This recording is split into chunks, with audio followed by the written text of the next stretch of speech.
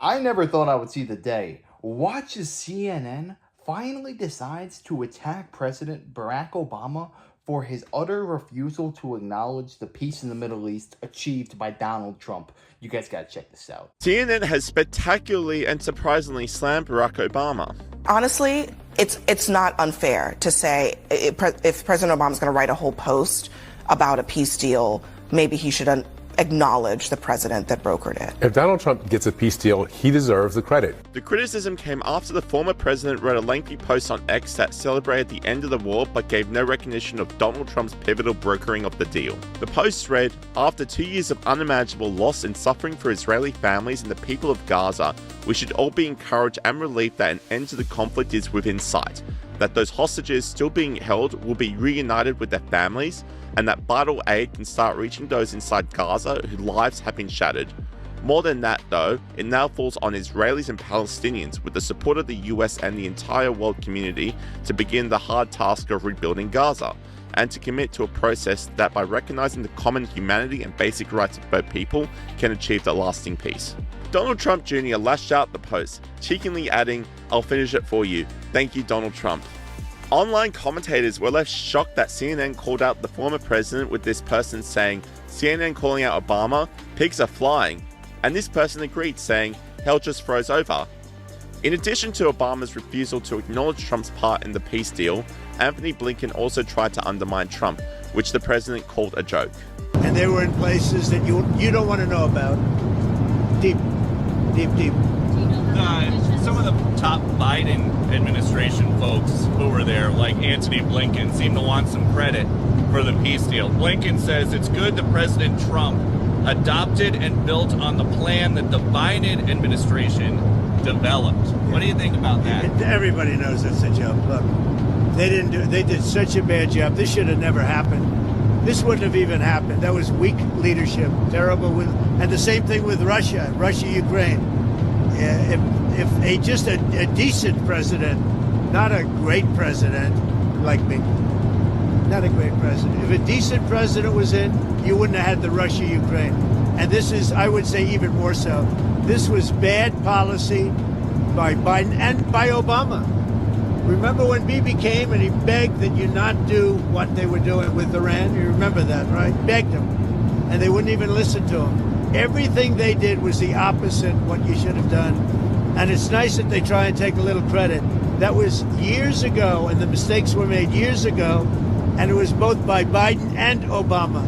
And whilst Obama and Blinken continued to ignore President Trump's groundbreaking strides forward, another former Trump rival is taking the high road. Hillary Clinton praised Trump for the peace deal.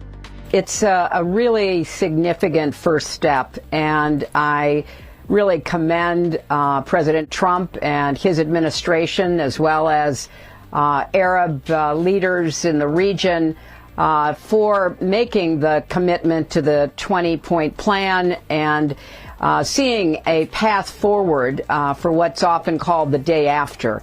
And the mainstream media seemingly have no choice but to congratulate Trump on brokering the deal. We've heard it again and again from a number of people today, really giving credit to President Trump for getting this deal over the finish line. What are you hearing from your sources with regard to President Trump's role in getting both parties to sign off on at least the first phase of this peace plan?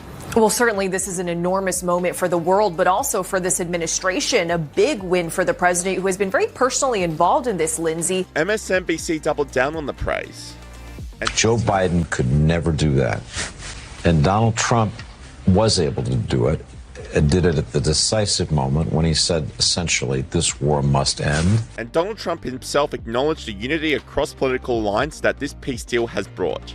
A very special time, and I guess if you read your own papers and your own networks, everybody's very excited about this moment in time. So I'll see you on the plane. I think you're traveling with us, but this is a very special event. They had 500,000 people yesterday and today in Israel, and also the Muslim and Arab countries are all cheering. Everybody's cheering at one time. That's never happened before. Usually if you have one cheering, the other isn't. The other is the opposite.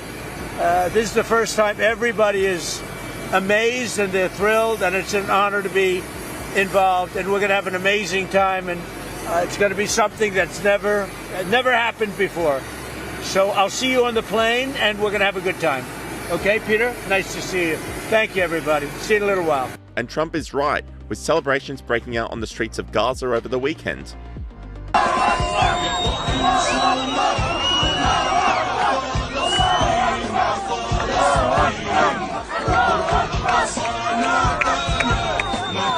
But an end to the war and the release of hostages is not enough for activists of the West, with pro-Palestine protests continuing across the globe despite the peace deal being made, like in Montreal, Canada, where Antifa was chanted. Long live Antifada! Antifada! Antifada! Antifada! Antifada! This commentator said pro-Palestinian Islamists take over the streets of Montreal, Canada. Despite the war being over, they say their work is not done and the protests will continue. It was never about Palestine. It's about destroying... Listen, I don't care if you despise every single thing about Donald Trump. You cannot deny his accomplishments. You need to sit there and say, you know what? I did not vote for him. I did not think that he could achieve all of this. But he did it all. Anything that he wanted to do and anything he campaigned on, he's doing right in front of our very eyes. I mean, what is this? The 7th war that this man has stopped? And we're only in the first year of his administration? That right there is astounding. But it is not as astounding as CNN actually airing pro-Trump content. I never thought I would see that day, because CNN is controlled left-wing opposition and it is funded to push these very narratives that are very much against Donald Trump. But if even they are saying, you know what, we have to put our hats off to him because he did it and he said he would, and we do have peace in the Middle East. These are people who hate Donald Trump more than they love America, and they are still talking good about Donald Trump. And I'll tell you what, my respect for CNN did go up a lot in this past couple of days, because they're willing to call a spade a spade. They're willing to say, you know what, he was right. But when it comes to Barack Obama, Hillary Clinton, these people are nothing but haters. That Donald Trump can cure cancer. He can fix any problem that the world is plagued with today, and they would still sit there and start hating for no other reason than I think it's all jealousy. Barack Obama, Hillary Clinton, Joe Biden, Kamala Harris, these people are sitting there and saying, if I tried to do what he's been doing, I would never get it done in 1,000 years. Here he is, doing all this one after another, after another, after another, success after success, and he doesn't look tired whatsoever. He actually takes joy from this. He's getting more energy, more life, just by completing these deals. He is the perfect person to be in this position right now, because he just wants to make America prosper and America be number one. And that's his sole purpose in life right now. He doesn't care about anything else, and it is abundantly clear. You could be the biggest hater of Donald Trump all you want, but you have to admit, he's trying to put America first. But my theory on why CNN is finally flipping the script is because their ratings have been falling for so long that they say, you know what, if we don't start telling the truth somewhat, then we're going to completely lose our channel and we will cease to exist. So they have to call a spade and say, you know what, Trump's right. We need to start listening to this man. He can do anything that he sets his mind to. Just think about this right now. He did what Barack Obama could not do in his entire 3 terms. But yeah, let me know your thoughts on this down below. What do you think of Donald Trump? Do you think CNN is finally going to start showing pro-Trump content, or do you think this was a fluke? Let me know. I'd love to know your thoughts. And if you enjoyed, make sure to smash down like, comment, subscribe, and I wish you guys nothing but the best. Till next time.